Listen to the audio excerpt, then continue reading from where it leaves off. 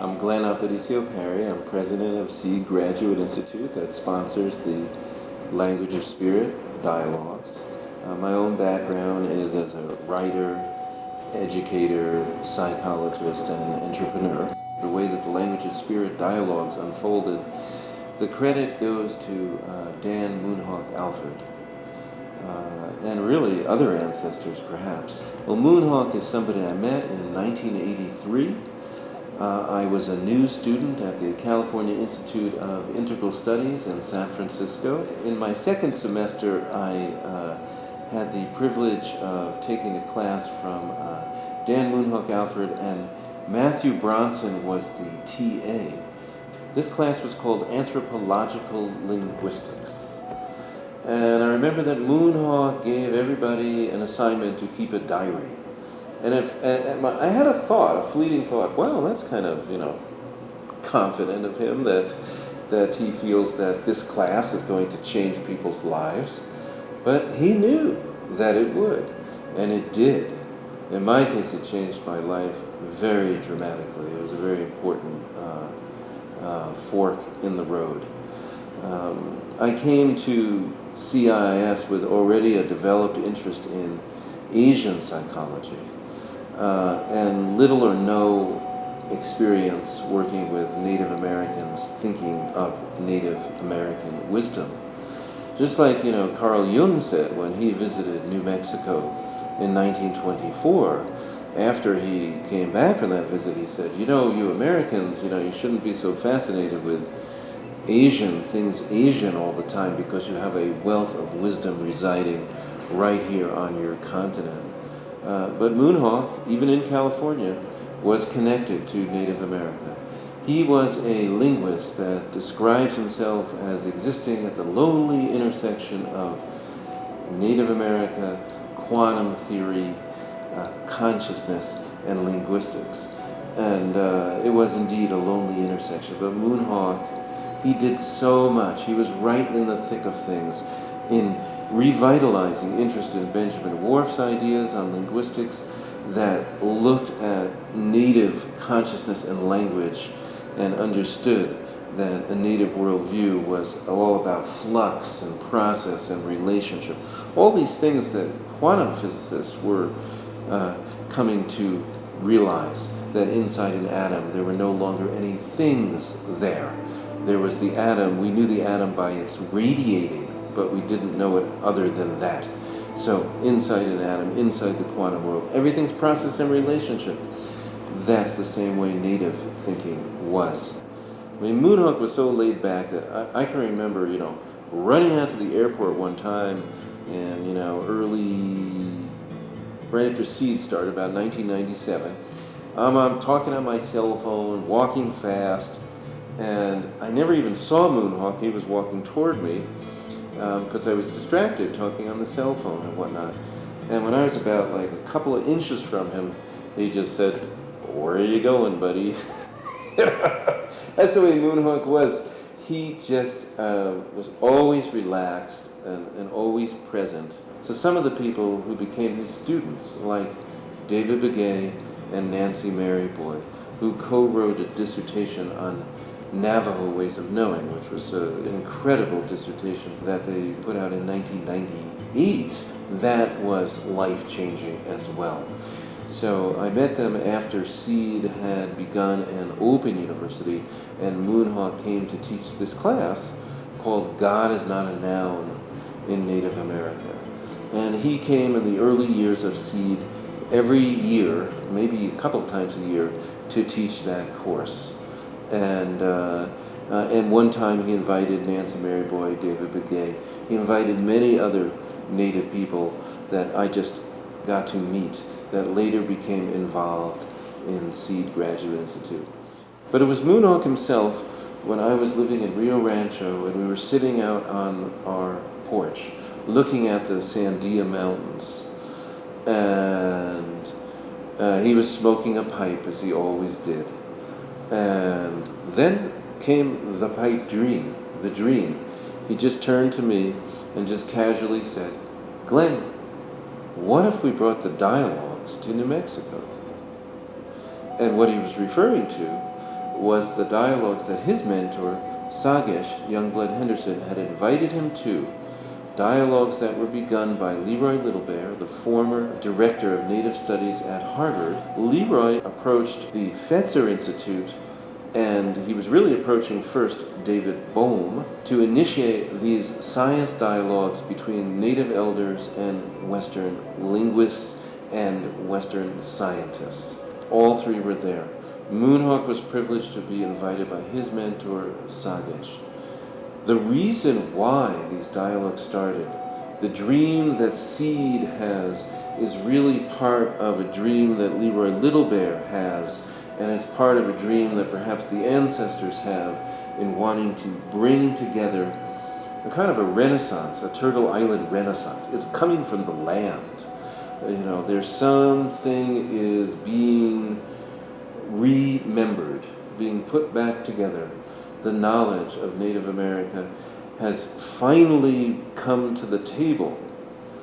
Nistoan na kau kikas kinioa. Inaksix kanoa. Niksan uchtu do. Niksan uchtu tsitapi. My Blackfoot name is Lowhorn. My English name that I'm known by is Leroy Littlebear. I'm from the Small Ropes Band of the Kainai tribe, and we're part of the Blackfoot Confederacy. So this dialogue began in Kalamazoo. It was sponsored by the Fetzer Institute, and there were 7 total dialogues before that day when Moonhawk and I were sitting on that in the backyard. Funding had dried up temporarily, and he asked me, can we get funding? Can we get a grant? I said, well, we can certainly try. But I think in the same conversation I said to him, what if we didn't get enough funding? What if we invited an audience? I mean, it's a principle of quantum theory that the observer affects the observed. What if we brought this out to the public and made an inner circle and an outer circle in a configuration that's known in Native America as symbolic of the concentric circles of relationship? What if we did that? And Albuquerque in many ways is the heart of Native America. We have the Gathering of Nations every year, in the 3rd weekend in April, that brings together more tribes than anywhere. It's the world's largest powwow. It's a crossroads. There are 19 pueblos in New Mexico, plus there's the Navajo and the Apache. In addition to that, we really are in the heart of Native America. And this is a really good place for Seed Graduate Institute to be rooted and to take root. Later on when we started the dialogues in the very first year, Leroy Littlebear compared dialogue as a process of that there's many ways to climb the mountain, but when we get to the top of the mountain, we all share the same view. And what Leroy was speaking about was very, very profound. It was a way, Leroy is so good at being inclusive in his thinking, and the dialogue itself, the way that Leroy Littlebear practices it, is ceremony. Because just like other ceremonies, like a Sundance or whatnot, we don't take breaks, we don't stretch our legs. We're at it for a long, long time. So long a time that people will become a little bit restless, perhaps. They will begin to shift. So you need that. You need to keep going in whatever activity you're doing, if it's a true ceremony, long enough so that you can release your normal way of being, in the world. And that's the beauty of it. So the dialogue that we're practicing at Seed is like that. It's a hybrid. It's a hybrid of Native American talking circle and Bohemian dialogue. Leroy was so impressed with David Bohm. Toba Sanaquit, who's now part of our circle, in the last 3 years, and was part of the 1992 dialogue along with Leroy, along with Lee Nickel, along with Moonhawk, who joins us still in spirit. These are the people that are involved in the dialogue today.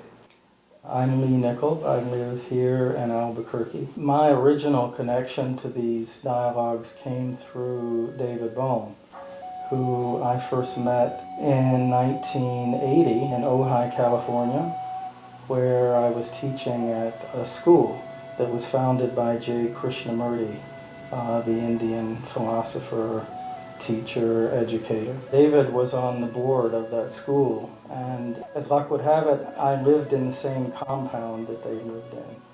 So we would have meals together and take walks together, and it gave us an opportunity to really make a personal connection. So David began to work with this notion of dialogue, which he felt in some sense was really a kind of group meditation. It was rare that he would use that terminology, but he had been working for years on his own and with Krishnamurti on what would it mean to be in the world without this strong distinction between the observer and the observed. What would it mean to begin to shift that structure of consciousness? This was at the center of his work with Krishnamurti. But for those many years, they tended to talk about this possible shift in terms of the individual. So David became quite interested in what would it be like if that process were worked at through groups. So it was in that context that I first began to work with dialogue when David was forming the process, at least his version of dialogue. There were other people that had an interest in science, that had an interest in native philosophy, worldviews, and things like that, that were over here at the university. One of those people was, of course, my wife, Amethyst, and she had a friend that was working here on a different project, but had those type of interest. And as a result of our interest in getting together over coffee and visiting each other, we ran into another physicist over here at the University of Lethbridge, who's of Japanese origin. His name is Sam Canuso. And between all of us, we'd get together and talk about science, and we started comparing worldviews and paradigms and so on, saying where do scientists come from, where do Aboriginal people come from when they're talking philosophy, what paradigms are they actually using. As a result of those types of gatherings and so on that we held locally over here, we decided to have a science conference. And we ended up organizing the science conference, and we invited different people from all over. In our many discussions, I should say, with Sam Canuso, he did mention David Bohm. Okay? He did mention David Bohm. And he says, read this guy, read his writings. A lot of the things you guys are talking about are the kind of things David Bohm is talking about. So I did, and that's where my interest and so on in David Bohm originated from. As it turns out, this Blackfoot man, Leroy Little Bear, had for some number of years been very interested in Bohm's work, particularly the book Wholeness in the Implicate Order. And he was able, through a mutual friend, David Pete, to have a meeting with David Bohm in New York in the late 1980s. And the way this happened was David Bohm, I'm not sure if you've heard the story, was on the McCarthy list way back in the late 40s, early 50s, was being asked to testify against one of his friends. And he refused to. And as a result, he was put on the bad list, and when he was put on the bad list, he ended up leaving the United States, and he eventually ended up in England, and worked at the University of London. okay?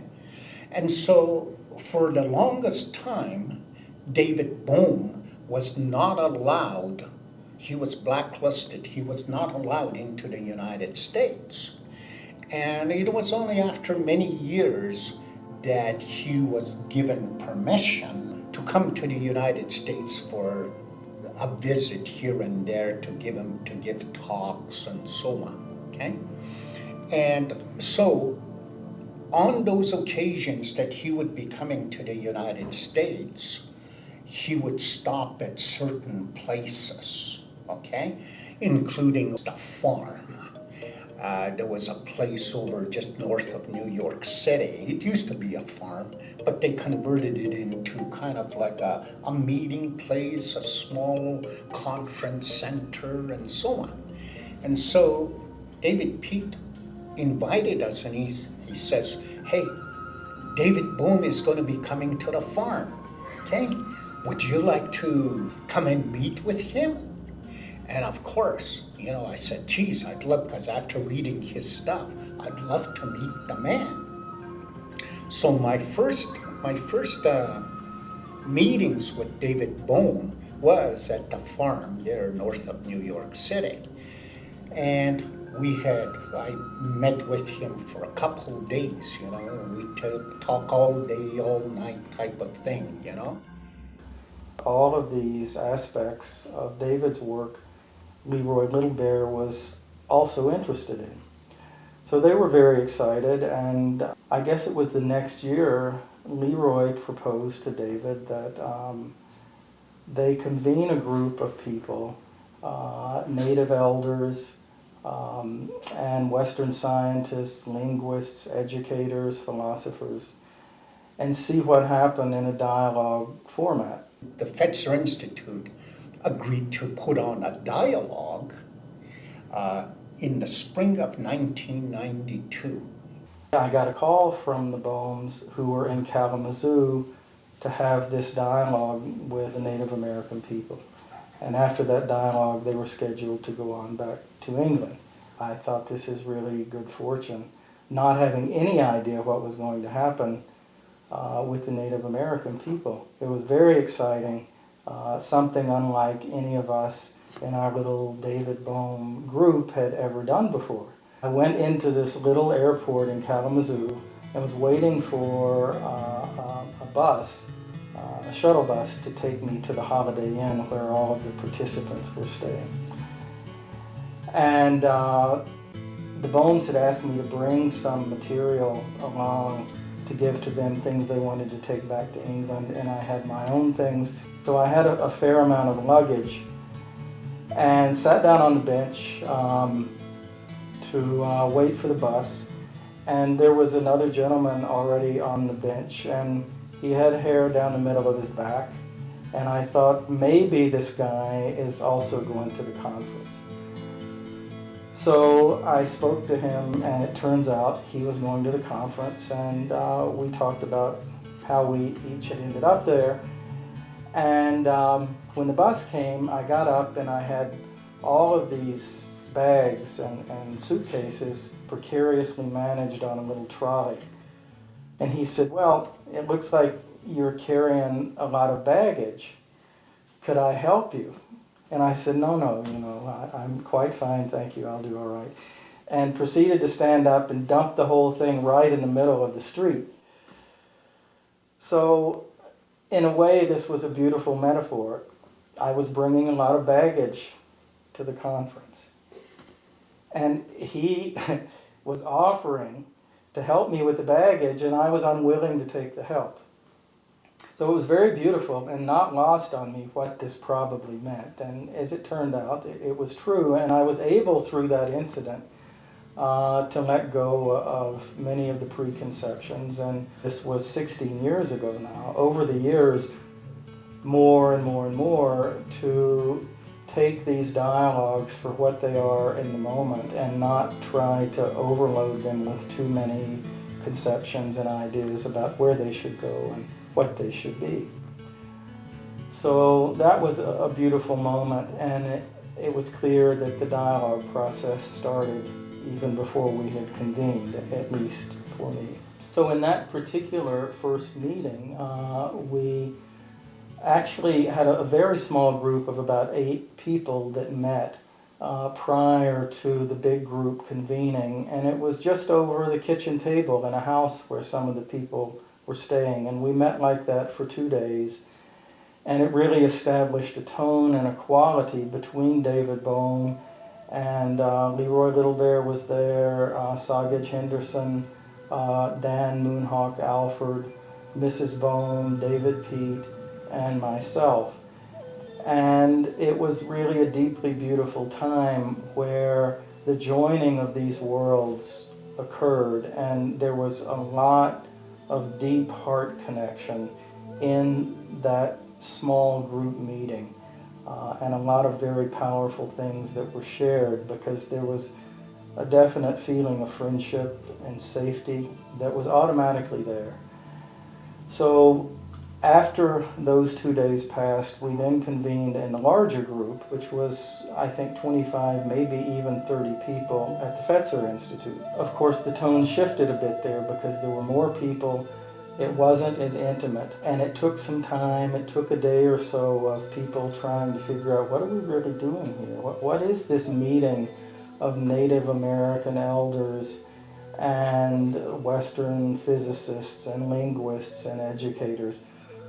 What are we doing this for? What could it mean? Where could it go?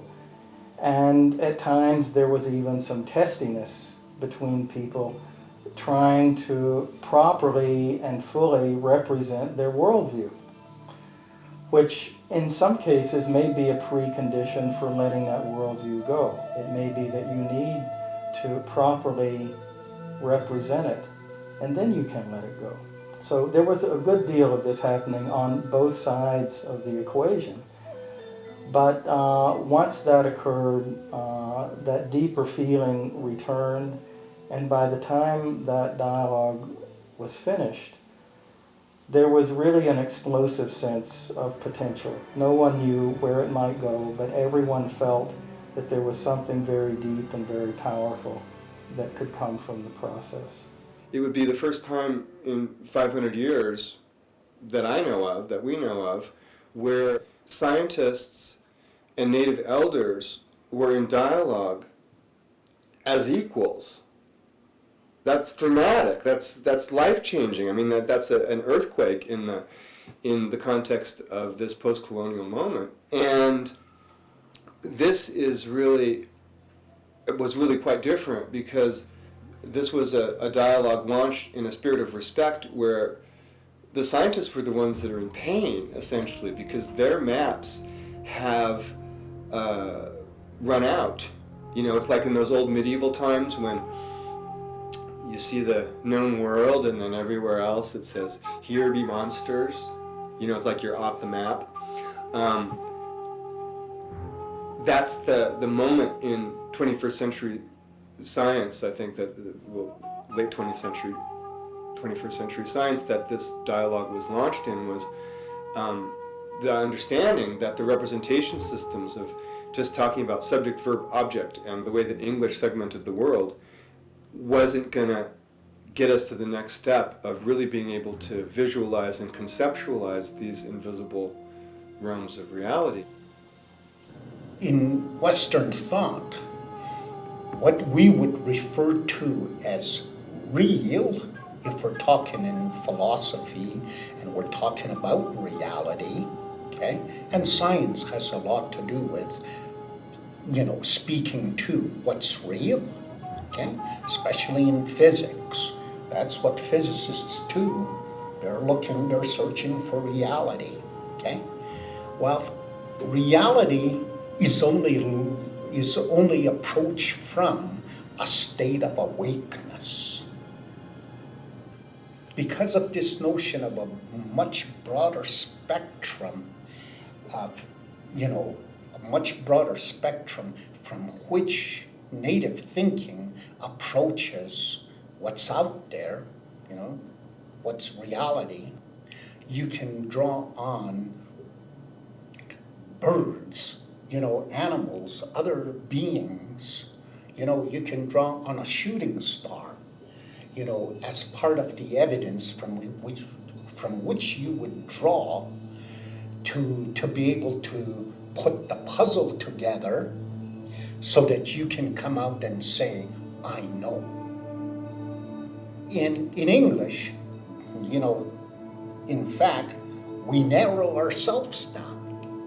In other words, we make the window smaller from which we look out through. In Blackfoot thought, in Navajo thought, the window is much wider. And this, in fact, may also be connected to notions about objectivity and about tacit infrastructures, unloading, and so on. Getting rid of tacit infrastructures, it's easier said than done. It's hard to do, okay? Lots of people end up saying, geez, if I put everything I believe in and so on aside, who am I? Am I, in other words, they're scared to have a loss of identity, see? And I'm saying, well, no, don't be scared. Dialogues are safe places. After we had really opened a lot of issues up and people were feeling kind of exposed and raw, at that point, one of the Native American gentlemen had offered to do a pipe ceremony. And of course, from the western side, there were few, if any of us, who had done a pipe ceremony. So this was exciting, and we went into the pipe ceremony, and we went through that process. The gentleman that did this went by the name Peter Kelly, and he stood up before we were going to do the pipe ceremony and said, "My name's Peter Kelly. Do I look like an Irishman?" Well, he's a full-blooded Ojibwe, and of course he didn't look like an Irishman. And he was condensing in that statement the whole history of colonialism, that he had been forced to use a name that wasn't his own, and his tribal identity, and so on. And his tribal name, which he does go by now, is Tobassanaquit Canoe. So he conducted this pipe ceremony, and then after the ceremony, we returned to the circle at the table. And for 3 to 4 hours, he expounded. And this went on until about 2 o'clock in the morning. No one was anticipating this.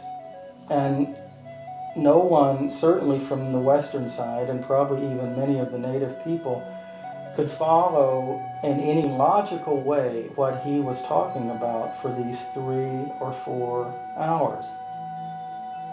Yet, there was some spirit that filled that room, and that built and built and built the whole time that he was talking about things like wolves loping around frozen lakes and the meaning of their movements and the meaning of the different parts of their body as they ran. These were things that were very new to many of us, and although we couldn't connect the parts much as we tried, everyone could feel that something rare and beautiful was really being communicated and shared with us, and that he had made himself vulnerable by sharing that much with this particular group. So that was one of the things that moved me and has stuck with me very deeply ever since then. And as luck would have it, over those 16 years, I've continued to have a deep and beautiful relationship with Tobassanaquit. Fetzer Institute graciously agreed to sponsor another dialogue, and we ended up holding that dialogue in the fall of 1992 at the Banff Center, just up here west of Calgary. Now, of course, it was in the fall of 1992 that David Bohm passed away. And so With his passing, we had maybe 3-4 more dialogues, but always kind of in David Bohm's memory. And it was as a result of those dialogues at the Banff that people like Moonhawk, Dan Alford, came up from California. He was at the original dialogue in Kalamazoo, but he did come up for everyone in Banff. The idea came up mainly from Moonhawk to have a dialogue in the South. And so in the mid-90s or thereabouts, the Southern Dialogue, with the cooperation between Moonhawk and Glenn Perry, started it out, and I was invited to go and facilitate and run that dialogue, and have been doing that since. My name is Pat McCabe. That was the name I was born with. Through my travels and journey in my personal life and my spiritual life, I was given another name, and that name is Woman Stand Shining. I was born to Dene people, and so my clan comes from my mother and my grandmother, and it's where the Red Earth meets the Water clan. And my father's clan, they say I'm born for, is Ashi, which is Salt clan. I came to Seed, so I went and I had no idea how powerful that it was going to be and who the people were that were there. But it was just so amazing to find some kind of place for what was coming up through me, and also to meet another Navajo woman that I could look to as a kind of mentor. So somehow, which seems like a divine destiny, I was sort of really enfolded into the process that Seed encompasses, certainly at that conference. And because of the authenticity and the real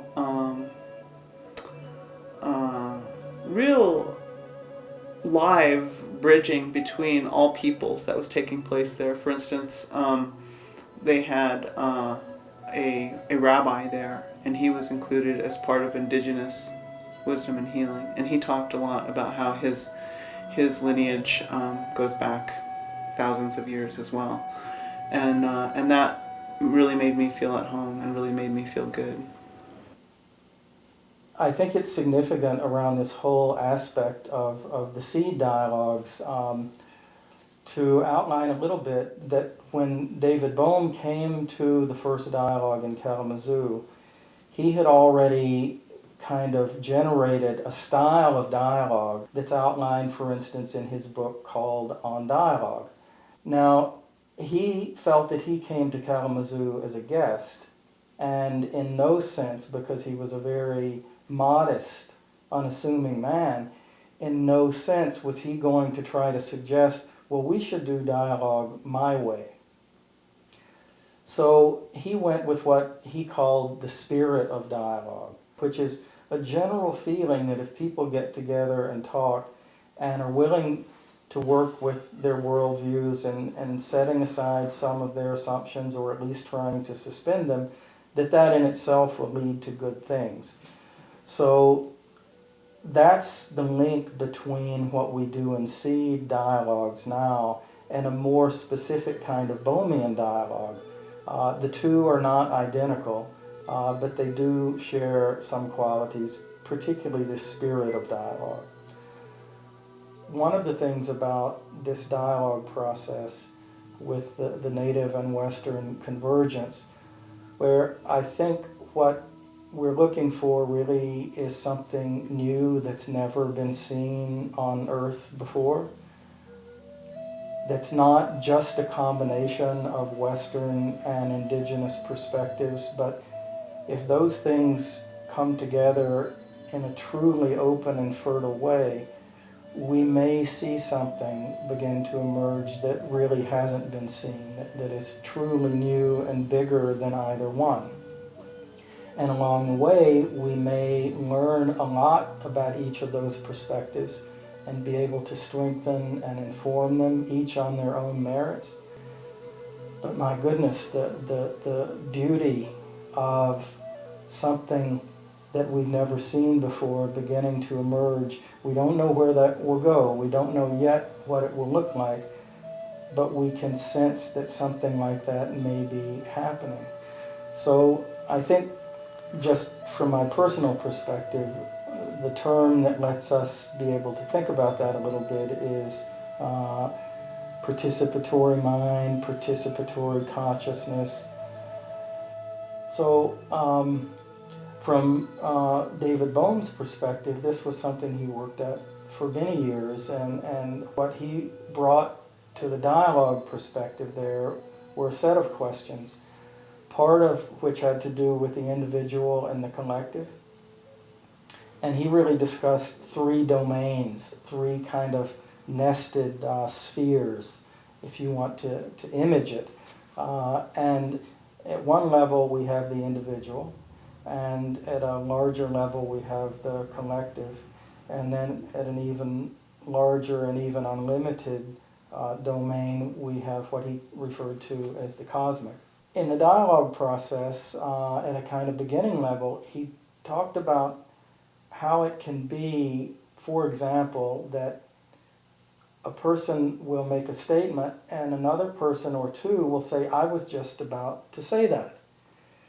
And he felt that this happened so frequently that it illustrated that there was a kind of movement in the group of certain thoughts or sensibilities or perceptions that really wasn't limited to just an individual.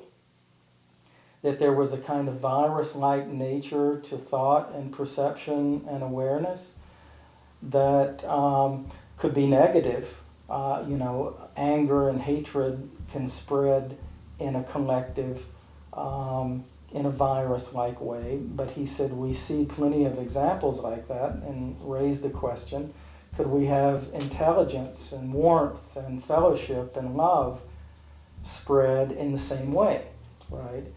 So that this boundary between the individual and the collective would not be so fixed. He was also equally interested in where does the cosmic fit into this.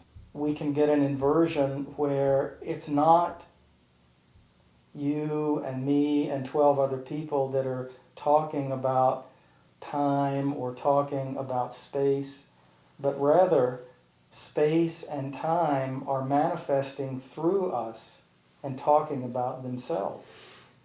So this is another kind of inversion.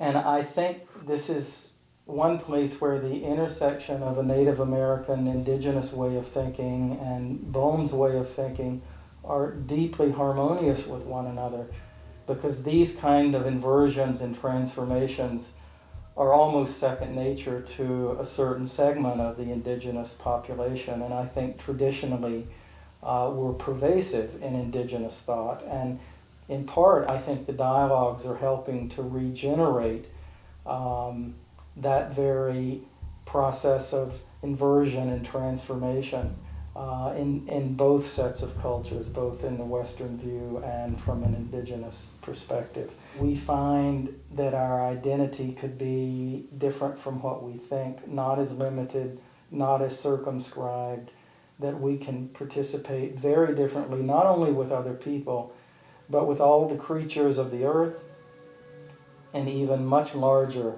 with the stars, the galaxies, the energies, the planets, in an infinite movement, further and further out, and then looping back in, so that all of these beings are somehow active in a constant informing process, participating constantly with one another.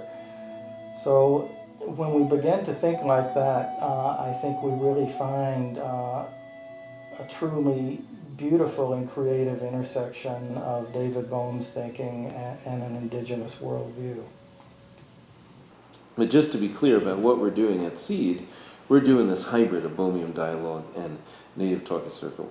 In Bohmian dialogue, he was trying to create a kind of microcultural context to get a diversity of thoughts, ideas, habitual behavior, There was no purpose, no agenda in Bohemian dialogue when people gathered.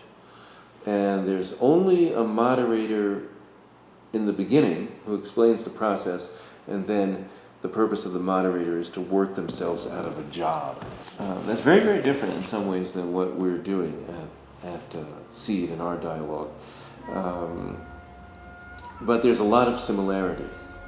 We also have no agenda and no expectation of a result. Leroy Little Bear refers to, as Bohm did, wanting to put aside one's tacit infrastructure, which was the phrase Bohm used to describe the habitual thought patterns that people have. Leroy asks a kickstart question. And I don't tell anybody in advance what we're going to be talking about and what my kickstart question is going to be. And that kickstart question is a kind of like a koan. So we often call Leroy our Blackfoot Zen master. I'll give you an example. The very first dialogue in 1999, the very first question he asked was, is it possible to come up with an original thought? And then the corollary question he asked was, what would be the reality you would experience if you were not thinking in a language? Every year when we organize the Language of Spirit conference, the participants that we select for that year are developed by a process of consensus from a kind of a core group that comes back each year. I wanted to do something on time. And for years and years, I've been hearing about native time, but it's a very, very deep concept. And actually, in other dialogues, Leroy had made even references to the concept of Indian time, but usually in a joking manner, but sometimes also in a manner where he let you know that there's a real deep well there. The concept of Indian time is huge. The concept of time reminds me of the story Moonhawk used to tell to me about his, and he always told this story as a way of saying how deep Native American thinking is. And that story is that when Moonhawk was a child, he was about 8 or something, his father, who was a longshoresman, took him to his job. And the morning was spent, Moonhawk, as a little boy, going around in a jitney where they were picking up things and stacking things. And yeah, that could be great fun for a boy. And that was, that made a strong impression on him.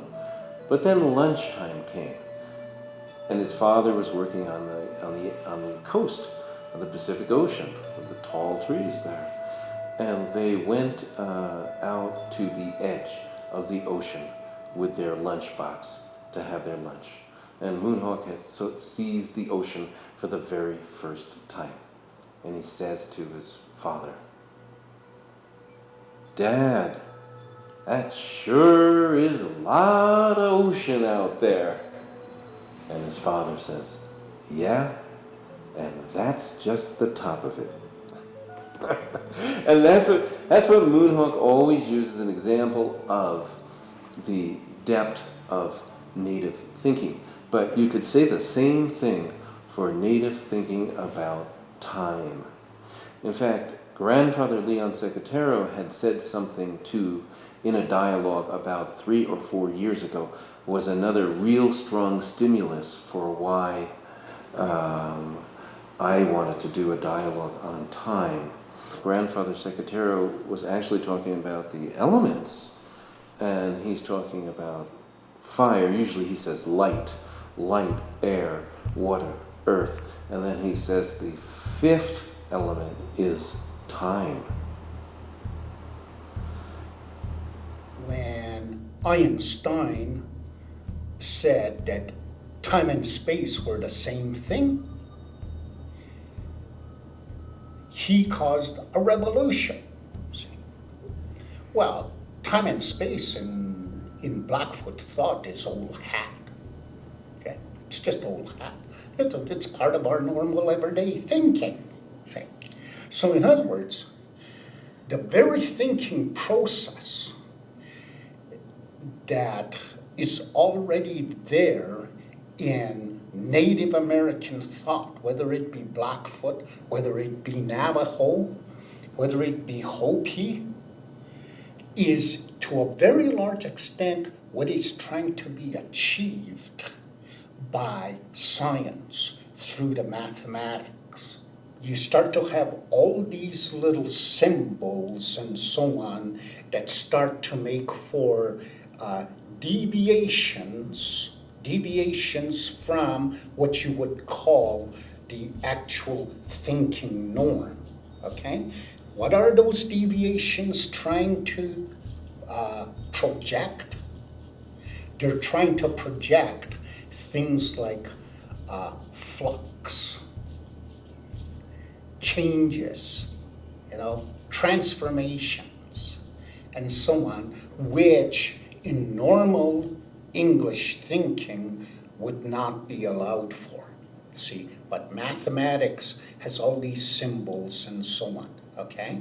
Well, from a native point of view, from a Blackfoot point of view, all those notions about flux, transformations, etc., are all, again, part of everyday thought.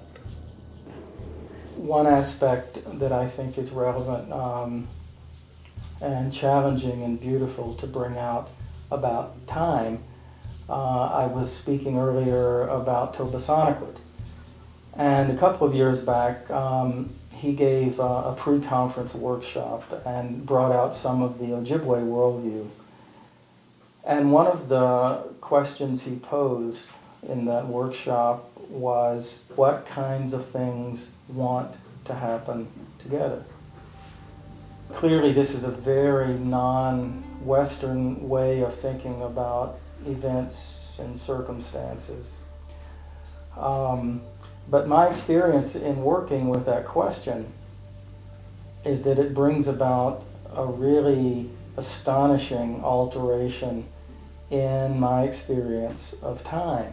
Suddenly, my responsibility for attending to the things that are happening around me in a 360-degree kind of spherical sense, it, in the first instance, begins to alter a sense of space, that all of space has to be taken in to even have a chance of figuring out or of apprehending what kinds of things want to happen together. But then what follows right upon that shift in space is a shift in time, in the sense that there's a very powerful sense of simultaneity, and in a curious way illustrates how they are one thing. This year of 2008, to me and to other people that I spoke with, we really broke open something in terms of a deep willingness to share, and a deep willingness to be vulnerable, and a deep willingness to put everything out there and see what happens when that kind of openness is there in the entire group. So more than any particular content that we talked about, there was that spirit of dialogue that to me came to fruition for the first time in a very, very long time.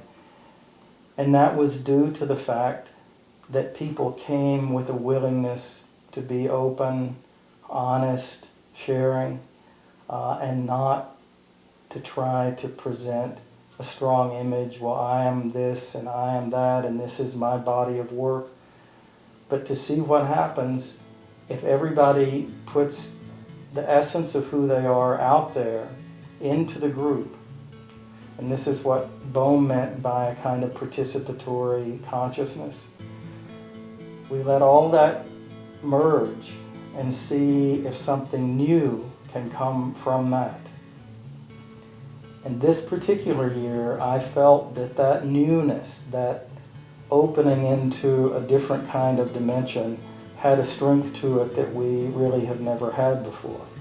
If you're looking at it from a Native American point of view, that transformation is what we would refer to as the spirit. I feel like part of my path is to really establish that those entities that taught my ancestors are still present. They're right here, and they're willing to teach right now. They're willing to teach someone like me who was raised completely in the city, who was raised completely apart from my culture and from Native culture in general, and that I can be reached in that way. And to come back into seed and to hear this going on and to hear that bridging, that real commitment, sincere commitment to bridging and understanding between the peoples who have access to these teachers and culture and traditions, and the people who feel like they have lost it, really resonated with me. And I feel like my life is really committed to that. And so if we walk and we pray and we listen, we're going to come upon the inspiration for those same sounds, for those same ways, and those spirits to come and talk through us so that we have our language. So right now I'm still putting all of that language, all of that's coming through the English language. And as we talk about at these dialogues and all, it's sort of unfortunate, some people would say, that the medium is English because English has its limitations, as all languages do. But I feel like because that's my first language, and I'm a writer and a composer of songs and a painter is another language, all these things are coming out through that language, and that puts me in a position to be able to speak to sort of both sides, if there really is such a thing. And so I think seed really makes that effort, and the collection of people that come to the dialogue is just phenomenal.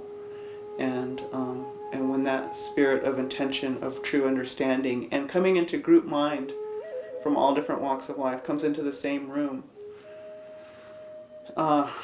there's nothing better in the world for me than to be a part of that experience, because I think that's the critical point right now.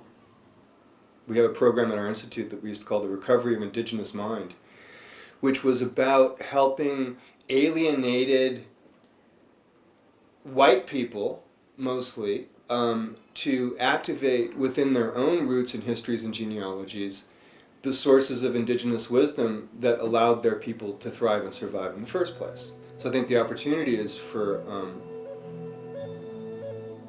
us to lift each other up and to work on the head magic as well as the heart magic. And I think that's a really important opportunity that's in front of us right now. And these conferences and these dialogues are exploring that, just in the format and the freewheeling nature of how it happens, and the people that come together. So I feel like I don't want to make too much of it because we're just a bunch of people sitting around in a room in Albuquerque, really. But by the same token, that's how worlds are remade. It's exactly in rooms with people working it out that we forge some solutions, some responses, capacities. Take it back out in the world. Come back next year.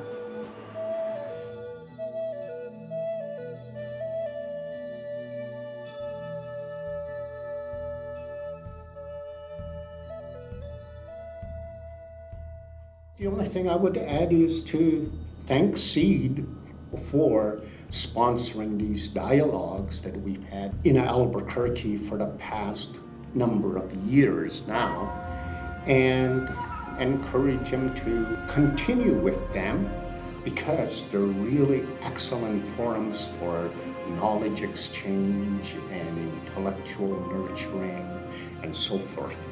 And they have just been very good therapy for people who do participate in the dialogue. So I want to thank Seed for being a sponsor and carrying that tradition on.